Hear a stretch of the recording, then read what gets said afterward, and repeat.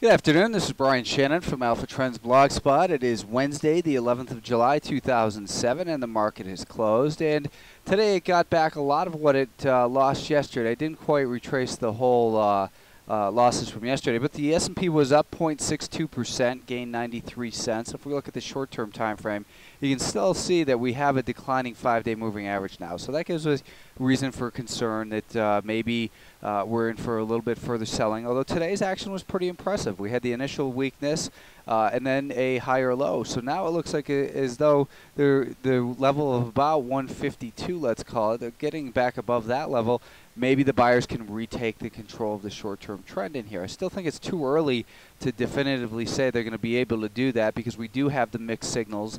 Once again, the declining 5-day moving average, and shorter term we do have the higher low. So it could really go either way here. So I still think that, as I said yesterday, short term, the message here is caution. Now, someone mentioned that, I'm not paying enough attention to volume and that I'm not mentioning it. The fact is, though, that I do mention volume, but really for the overall indices, it's not as important, I find, as it is for individual stocks. As the market was rallying in here, I did note that it's doing it on lighter volume, and that's reason for concern. However, it's not a reason to sell. It does mean that the conviction of the buyers isn't as strong as it was, for instance, on this sell-off where we had some panic in there. So relative to the event, which is the decline, the counter-trend rally or the recovery rally came on less confidence, less volume. So that leaves the market in a vulnerable stage. But selling short in an uptrend just because of low volume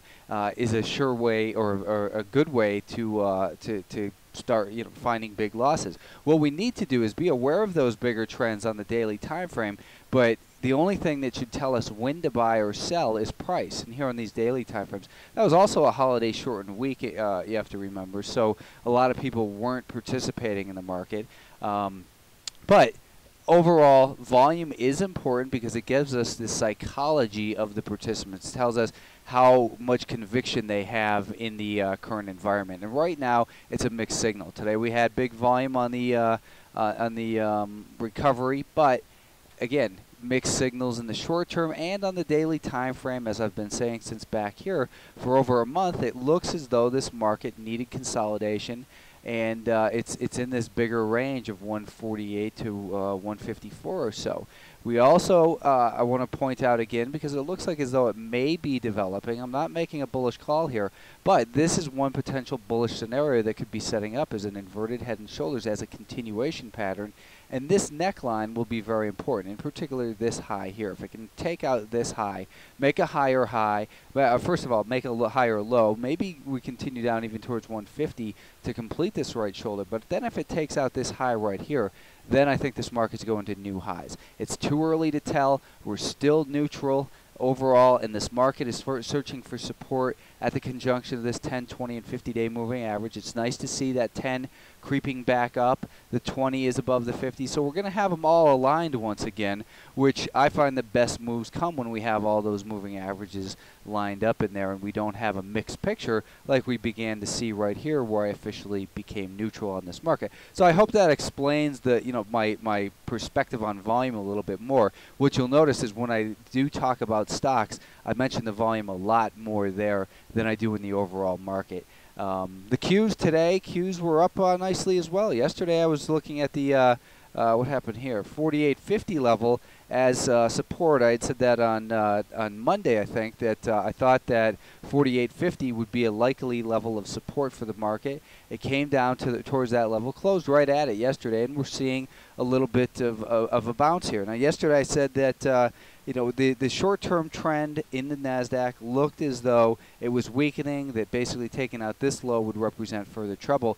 But we still are, that I was still cautiously optimistic because we have a rising 5-day moving average that we want to be somewhat give the bulls, I think I said, a little bit of leeway here because we do have that rising 5-day moving average. Now this market is making higher lows and higher highs in here, so on the short-term trend. So it's in better shape, continues to be in better shape than the S&P 500.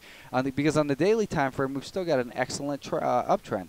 And it looks like this 10-day moving average seems to be acting as support right now. We have the same volume picture in here as well, but volume doesn't pay, only price pays. And that's what your analysis should be primarily focused on. So looking at the Nasdaq, we're at multi-year highs. We're just a couple pennies off them, and I think that 48.50 is going to be an important level here through the rest of the week. I don't know if we've only got 2 days left, but if it can continue to hold above there, I think it paves the way for just some further digestion and then maybe new highs once again. The SMH, Semiconductors, let's see, yesterday I was saying that it wouldn't surprise me at all to see it pull back to $38.70. And 38.70 right here. Today's low was 38.69. So that was a fairly good call to see that. Now, it didn't mean that I suggested anyone should buy there, but that does look like this prior level of resistance over here was tested as support, and we have a successful test. So rising 5-day moving average, we still want to be somewhat bullish, but with these other moving averages heading lower, I still think we need a little bit more back and forth consolidation in here before the semis can continue this real nice uptrend that we see on the daily time frame. So overall, semiconductors remain in a great uptrend. This prior, it's just stair-stepping higher in here where resistance becomes support. That's really the ideal situation for a bull market, is you want to see the prior levels of resistance being tested and holding as support, and then higher highs from that level. So the Russell 2000 looks like Realtek didn't clean up their data. I'm going to have to give them a phone call because this is very annoying to see this right here because it didn't open up there and it didn't make those highs 2 days ago. The highs were up just under the 85 level. And we've seen that pull back from there. Now back again, like I said, to the middle of this range that it's been in, that we can call $81 to $85 a share. And really this market is just neutral, but perhaps this was the pullback that I was hoping we would see. Now, if it can recover in here and start to move higher, I think that the IWM will break out and move on to new highs once again. And remember, these are our all-time highs, the IWM, and have been for many years now, as compared to the S&P 500 or the Qs.